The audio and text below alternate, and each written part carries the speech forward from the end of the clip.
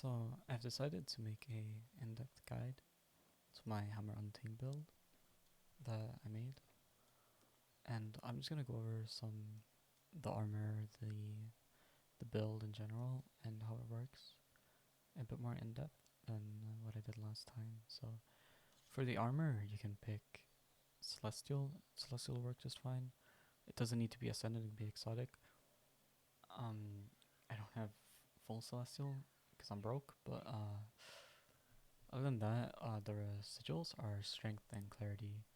These are important. Just don't keep these sigils. They're not too expensive to get. For the runes, you want radiance. And then everything else, just celestial if you can. It doesn't need to be ascendant. It could be exotic. For the build template, you just copy this. I'm just gonna go through it very quick. So this increases strike damage for your pets. Good. You want our pet to do damage. Gives the boons that you get to your pet, which is also good because we heal as one. So when our pet has boons, we heal and we also get those boons. And combining with this, if we get one stack, or if we get one might, our pet will also get one might now. And if I heal as one, I'll get an extra might from my pet. So it kind of loops around. So we basically generate twice as many boons. And then here, it's not really like anything great to pick here, because you don't really need this. But we picked this just because healing, and this for alacrity. Here we picked this for reduced recharge on the commands, which would be Sikkim and we heal as one. Here we have natural healing, none of these are good, so we pick natural healing because healing does something. And here we pick honed axes for some extra pet ferocity. Fervent force is kind of just what makes the build work. If you're finding something where fervent force doesn't work, because there are a few enemies and situations where fervent force doesn't work at all, then the build does fall off and you'll have to just look for something else. But if fervent force works, and it works on the majority of things in the game, but not all of them, but if it does work on the enemy you're fighting, then this build is incredibly strong. Enhancing impact for quickness and stability. Blinding outburst for some extra damage. And then we're going to go over the skills, and then a bit of what to do, how to use it. So we have heals 1, as I said, copies the boons from your pet to you. Very strong, and vice versa, also your boons to your pet. And we have exploding spores, which creates a ring of spores around you. And after a bit of they'll explode, granting you either might or protection, and also knocking down your enemy, which is what makes the fervent force trait trigger, which is why we have this. Sikkim for the 40% damage increase. Storm Spirit for the lightning call, which also triggers fervent force and will also give you alacrity. Forest fortification for the stability, resistance, and resolution, and also its own passive where it reduces strike damage. I think it's only strike damage, I'm unsure. It could be condition damage too, that reduces by 50%, which is incredibly OP. So just some standard things that you want to do. You want to start a fight on Unleashed, Ranger Unleash, for the quickness. And then after that, you just kind of want to start using your F1, F3 skills. And then your 3, 5, your Exploding Spores and Lightning Call, while you upkeep Sikkim, your ultimate, and we heal as 1. Your 2 skill will grant you some barrier, and the 4 skill is just some protection, which can also be pretty nice. So if you want to start a fight, then I'd recommend you just do this. This will give you a lot of boons. Then you kind of just go from there. Make sure you use we heal as 1 a lot. Without we heal as 1, the DPS is not the same. Because without it, you won't get the same amount of might for your pet, and your pet needs might to have the strike damage up. So as you can see, currently we're around 16k DPS.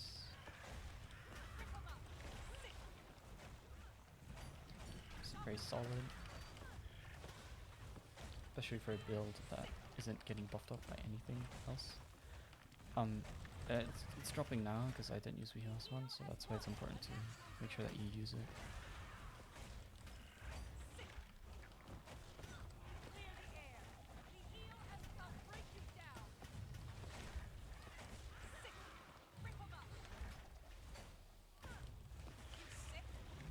So even with my mistake of messing up a bit and not using the heals one as much as I should have. We end up around 16k DPS, which is really nice. So now I'm gonna go over the last few like details of the build. These are like the very detailed parts. If you're not really interested in that, you can skip ahead. However, I'd stick around because it's got some important information for the build. So to start off with, we're gonna talk about the animation cancelling on Untamed. There is a bug that makes it so that if you try and use your F1 to F3 skills when they're on cooldown, your pet will try and auto attack instead. I don't know why, it just does. And that will end up making it kind of just dance in the air like this. Yeah, it's just, yeah. Which normally people would say it's a shame and it should be fixed because it lowers damage, but you can actually use it to animation cancel the longer animations. For example, birds have a very, very long animation, as you can see. They take a long time before they're supposed to come back and attack again.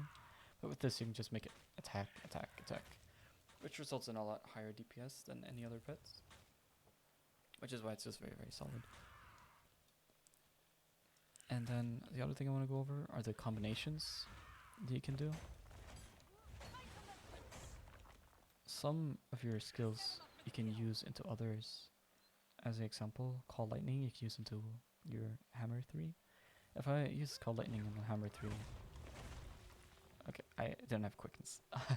If you use your Call Lightning into Hammer 3 when you have quickness, you will be able to kind of do both of them during the animation of just one of them, which it'll increase your overall DPS by a bit. And you can do the same thing for Exploding Spores. So if you look at the Call Lightning, we'll see that the cooldown thing will tick 3 times. So 1, 2, and then 3. Normally it wouldn't tick 3 times, but this just shows that it all works together. Normally you might want to deploy your Hammer 3 first, or like normally people would use Hammer 3 and then the Lightning. You can use the Lightning first and then Hammer 3 just to make it a bit quicker. Another thing you can do is Exploding Spores into your Hammer 5 skill Thump, which means that if you use Exploding Spores on Thump immediately, you see you get 2 that time. You get the reduction from the Hammer Swing and the reduction from the Spores themselves. These are just kind of, you don't need to learn these immediately. It's no hurry to learn it. You can just spam them all whenever they come off cooldown and it'll work just fine. Another thing you gotta make sure you don't do is you don't want to cancel your 3. If you maybe roll dodge after your first hit, you'll cancel it and you won't get the follow-up, and that will put you on a way longer cooldown. Because for the 3 skill, it actually reduces its own cooldown with its second hit, so you can see it goes from 11 to 7 seconds, which is really, really good. Now I'm just gonna go look for some legendary bounty to demonstrate the build and how it works in action against something a bit more easy to, something a bit more difficult to fight rather than a golem that just stands here and takes a beating. But after that, then yeah, that'll be that.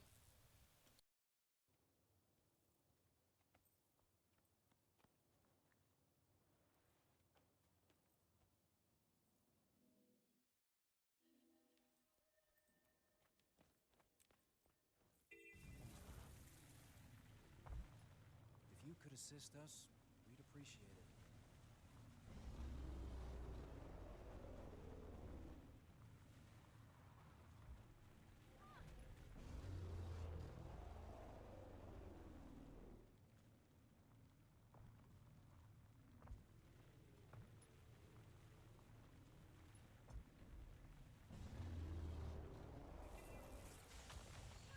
I feel good.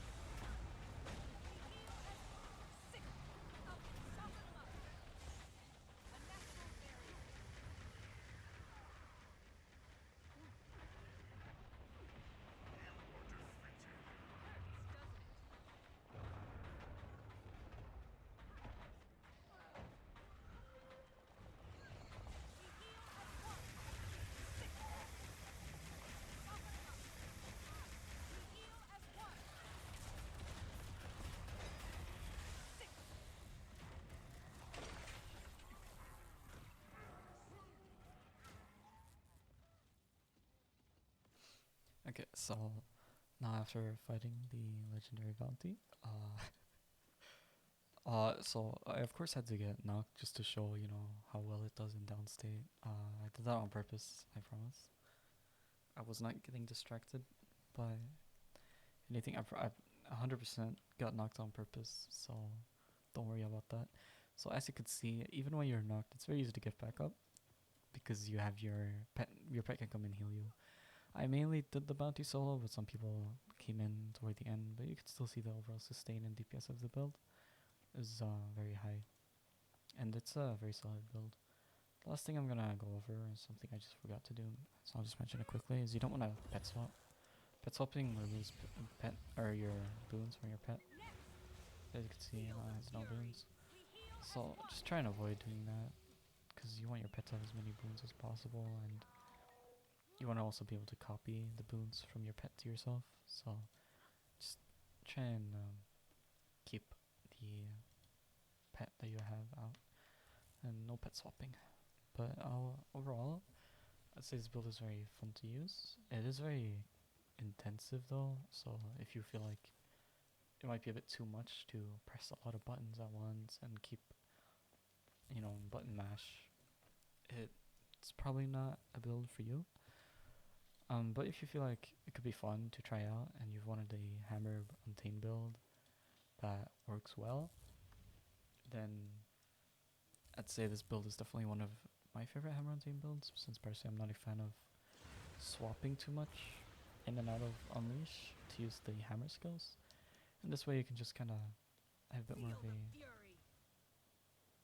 easy playstyle. It's not really simpler because, well, it's simpler playstyle, but it's not really easier because your hand's gonna be dying.